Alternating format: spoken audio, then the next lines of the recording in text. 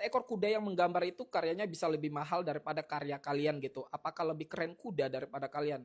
Itu hewan loh. Jadi saya tuh lagi lihat salah satu postingannya yang saya salvok di isi komen-komenannya itu ngeri banget.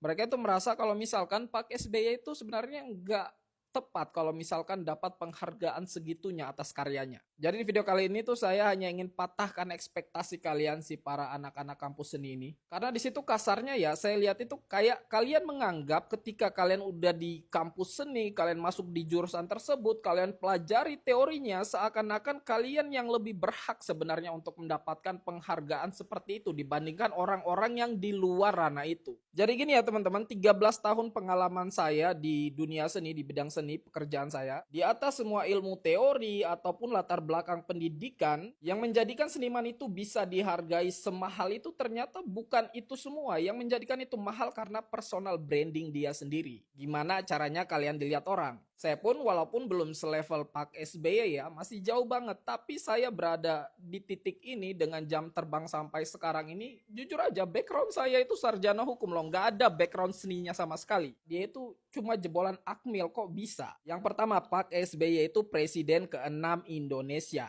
Dari sini aja dia udah punya nilai plus gitu siapa dirinya. Sedangkan kalian sendiri siapa gitu loh. Kedua, story di balik Pak SBY itu kenapa melukis. Jadi kalau misalkan yang saya tahu ya, dia itu melukis sebagai proses healing dia sepeninggalan istri beliau. Itu untuk saya pribadi story yang cukup keren banget. Yang jadi pertanyaannya, kalian punya nggak story keren itu atau cuma sekedar hobi gambar doang? Atau kuliah apalagi? Ketiga, Pak SBY itu bukan penjual karya ataupun penjual jasa.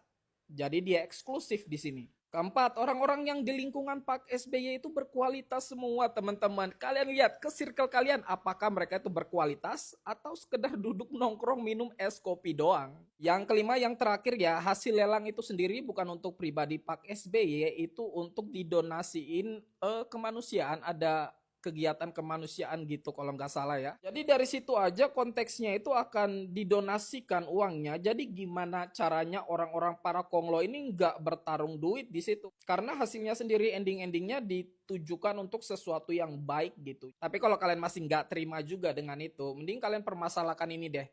Kenapa gambar kuda itu bisa lebih mahal? Seekor kuda yang menggambar itu karyanya bisa lebih mahal daripada karya kalian gitu. Apakah lebih keren kuda daripada kalian? Itu hewan loh.